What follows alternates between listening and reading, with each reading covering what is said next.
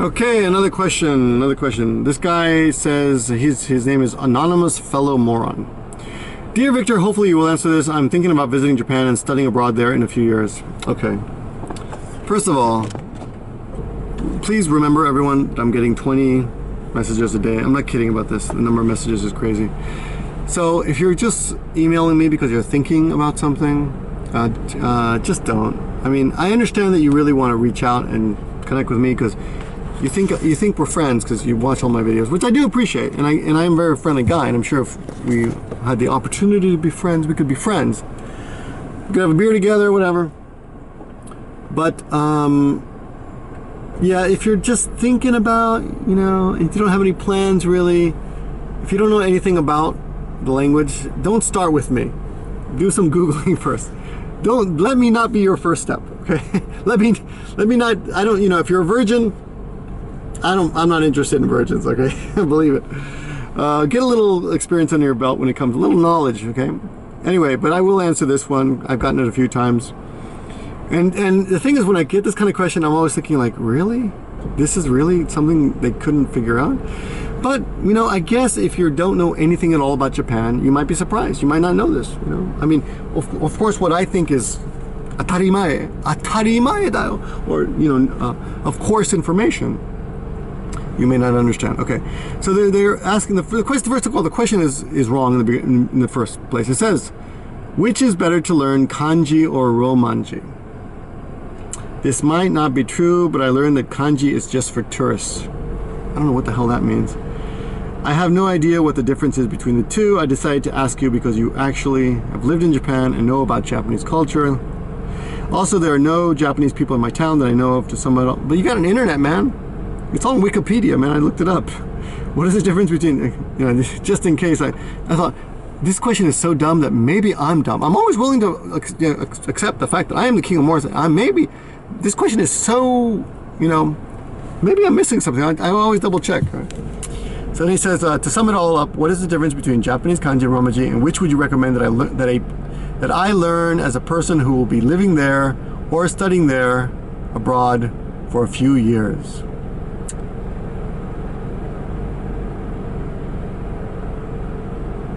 This is what happens. You see the guy glazing over. Okay.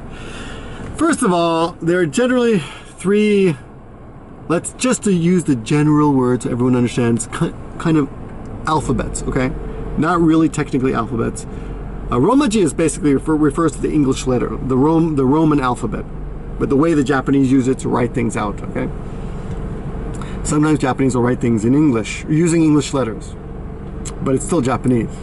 Okay, so for example, if you go to the Japanese menu and you see the word sarada, that means salad, but they will spell it S-A-R-A-D-A, maybe sarada, or they might use L, who knows?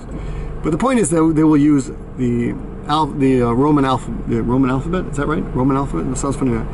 To spell that out, and that's called Romaji. Okay. In addition to Romaji, there are two syllabaries. I can't. Now that I'm, what's it called? Syllabaries. I think there's another word. Anyway, syllabaries. Syllabic alphabets, and those are referred to as kana. Kana is made up of hiragana, or hiragana in English pronunciation, and katakana or katakana. And these are basically, generally speaking, they're made up of a consonant and a vowel. For example, ka, ki, ku, ke, ko, sa, shi, su, se, so. Okay, like that. And I think there are like 47 of each. And many Japanese like to brag that this is why our language is so hard, because we have 3 alphabets. Well, in my opinion, the hiragana and the katakana are like uppercase and lowercase alphabets. The A doesn't look like the A, the B doesn't look like the B. The C and C are kind of similar, but the same thing happens in hiragana and katakana. For example, what's a good example? No, I can't think of it. To and to, kind of similar. Ka and ka are kind of similar. Anyway, you get the idea. She and she, kind of similar, not exactly, but anyway, they're out there. There's a lot of similar. There's a lot of those are similar to each other. So it's not really like 2 completely different alphabets. okay? And those are called syllabic scripts. And then there's the kanji, which is the way the Japanese referred to the Chinese characters that were imported years and years ago. And that's hard, okay? So Japanese don't have to brag about how difficult their language is, their written language is, by saying there are 3 languages. All they have to say is, we have kanji, and kanji is hard.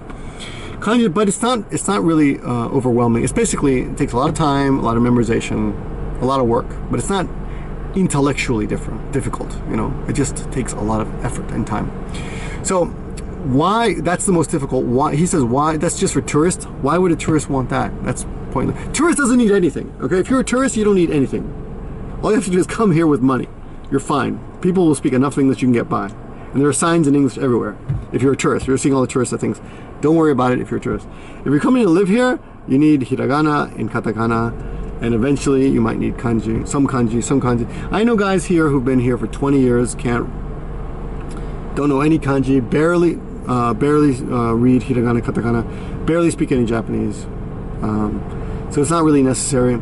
But as I've said in various videos, the more you are able to interact with the local people, the more interesting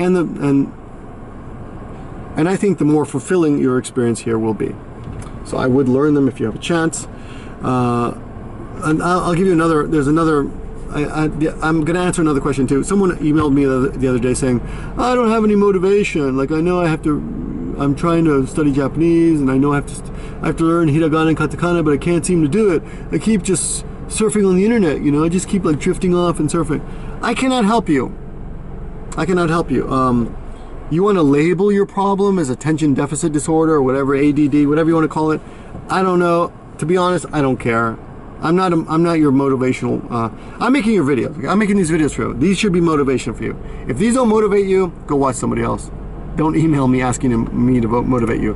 I'm not like a good-looking guy. I'm going to send you nudes or anything every time you get a hiragana correct, right? So yeah, I can't motivate you. You've got to find your own motivation. If you're not motivated enough to learn hiragana and katakana, then obviously you don't want it. So forget about it. You don't want it enough. If you want it, do it. You don't need me.